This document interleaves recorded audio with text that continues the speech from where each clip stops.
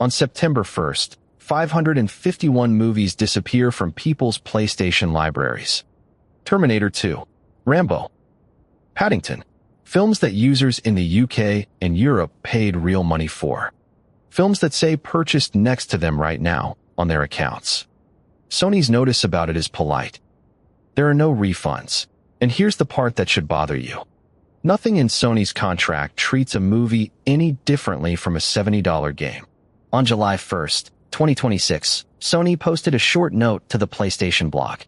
Physical disc production for new PlayStation games ends in January 2028. After that, every new PlayStation game is a download. Sony called it a natural direction.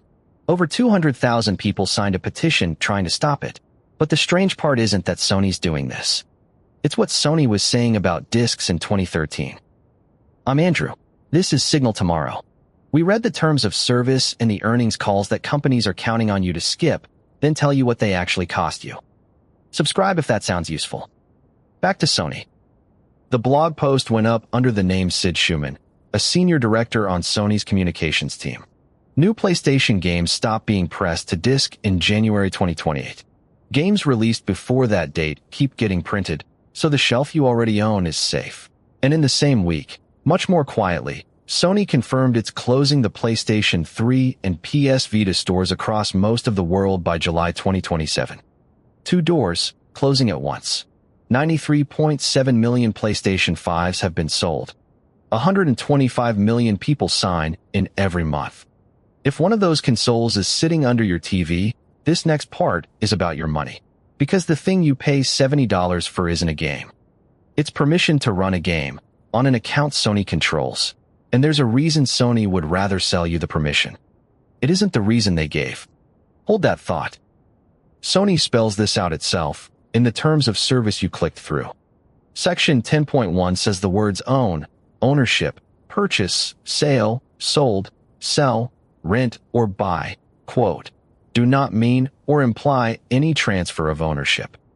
That's not a leak. That's not an activist reading it wrong. That's the company telling you, in its own legal text, that the buy button is a figure of speech. Read that again. The contract keeps going. Section 10.2 licenses your content on a non-exclusive, revocable basis. Revocable, non-transferable. Section 12.3 says that if your account is terminated, it's irreversible, and there's no refund for your items or for whatever money is sitting in your wallet. Section 13 lets Sony cut off access without notice. And PlayStation's own support page confirms a suspended account can't reach content it purchased from the store. One ban. Whole library. Now compare that to a disc. American copyright law has a rule called the first sale doctrine. Once you've lawfully bought a physical copy, you can resell it, lend it, or give it away, and nobody has to ask the publisher's permission. That right attaches to the object, not to your account. In 2018, a U.S. appeals court refused to extend it to digital files. So the disc was never nostalgia. The disc was the legal mechanism. Revocable is not a legal hypothetical. August 2022. Sony pulled 314 purchase titles out of German libraries and 137 more in Austria. The reason given was evolving licensing agreements. Not a hack, not a glitch. Content people had paid for, deleted from their accounts, with no refunds. And to us, it reads less like a one-off than like a test run. Then came December 2023. Sony emailed users that more than 1,300 Discovery TV shows they bought would be deleted on New Year's Eve. The internet caught fire, and Sony backed down. Sort of. It renegotiated the license and promised access for, quote, at least the next 30 months. Count 30 months forward from that promise, and you land in the middle of 2026. Which is now. The same window in which those 551 films are set to disappear. So Sony can take back what you paid for. It has done it 3 times, which makes 2013 almost painful to rewatch. Between the E3 press conferences that year, Sony released a video that ran 21 seconds. Shuhei Yoshida, who ran Sony Studios then, holds up a copy of Killzone. This is how you share games on PS4. He hands the disc to Adam Boyce. Boyce says thanks. That's the whole video. It was aimed straight at the Xbox One's used game restrictions. And it worked. So why now? Sony's answer is a single number. 85%. In the quarter ending March 2026, 85% of PlayStation game sales were digital downloads. Its highest ratio ever. Case closed, apparently. Except that's one quarter, and it's the best one. Across the full financial year, the digital share was 78%.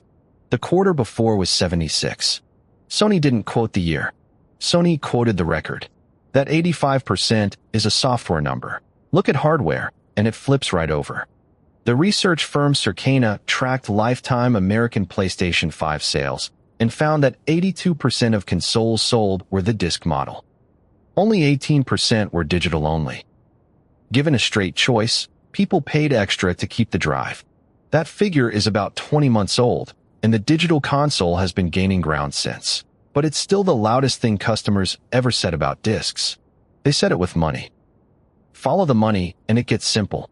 Discs were only about 3% of PlayStation brand revenue in 2024. Under $1 billion. And Sony still shipped around 70 million of them.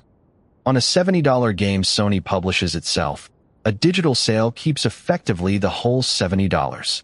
That same game on a disc nets about $45.50 once the retailer and the factory take their cut. $24.50, gone. Same game. Here's the thing. Remember the reason Sony didn't give? Margin, isn't it? Not on its own. A disc creates a used copy. That used copy competes with the new one, forever, at whatever price a stranger is willing to accept. The secondary market is the only force that has ever made a $70 game get cheaper without the publisher's blessing.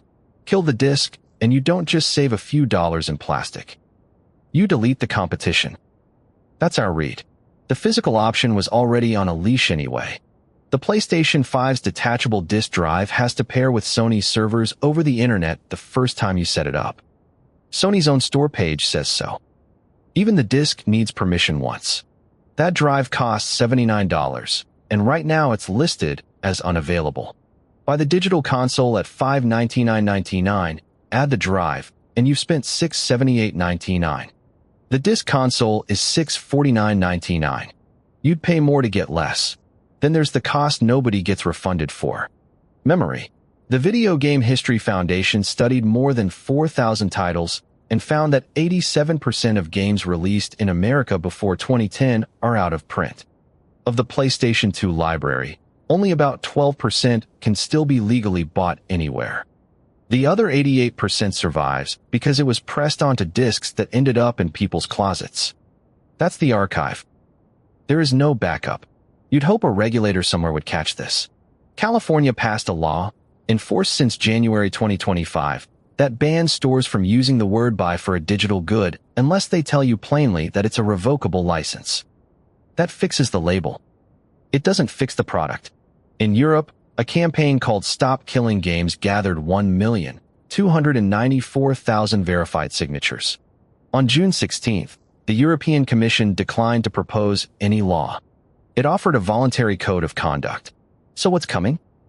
Sony hasn't said a word officially about the PlayStation 6. But Piers Harding-Rolls, who heads games research at Ampere Analysis, was blunt. The base PlayStation 6 will not include a disk drive because dropping it is, quote, an easy win on cost.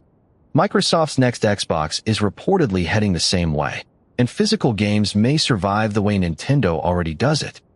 A box with a card inside it containing no game. Just a download key. Hideo Kojima, the designer behind Metal Gear, called the shift really sad, and then said the quiet part out loud. If the data stops being distributed, you won't be able to play the games you like.